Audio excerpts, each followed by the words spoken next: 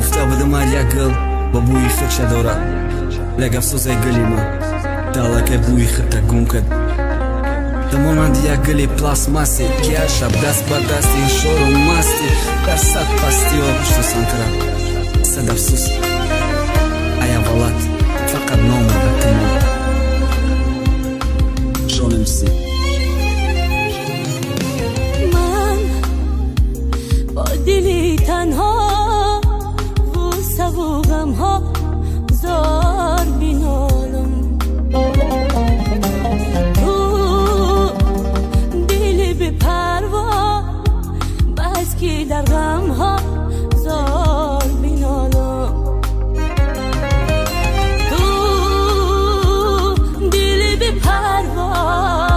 بس که در غم ها زار بینالم دنیای ما همین است با سرنوشت جدایی تنها همین دور است تقدیر چه زندگانی است دریا به دریا میروم از پی تو دنیا به دنیا میشوم مایل تو مایل تو مایل تو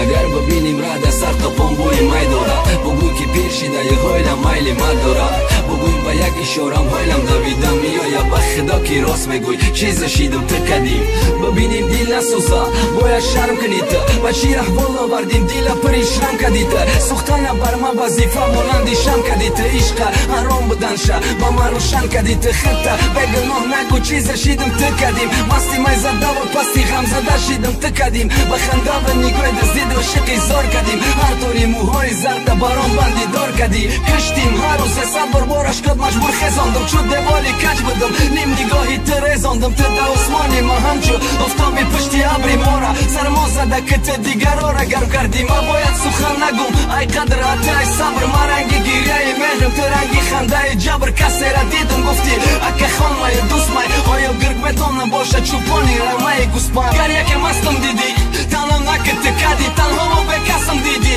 تنم نکت کدی برای تشیده تا جنگه خستم مزیدی دوستم خینی بد بد نکی مکندم نخونه ای پوستم به عقلم کی قدم زدم سوی تو بروی دوست اینا تو رفتی با مام دشمنی با دوست چشمای تو سهرالوده یا تو دانی تیلیسم می فرشته چهره ما با قلب ابلیس بعدی هر خطاب با یک با باور با جان و دیلی یا شاید تو حافظه ای کتابی عزازیلی گفته ای تو را شنیده باور نکنم دیدم دا باور که قاقشید بدنم شوری یا بی دیدم دا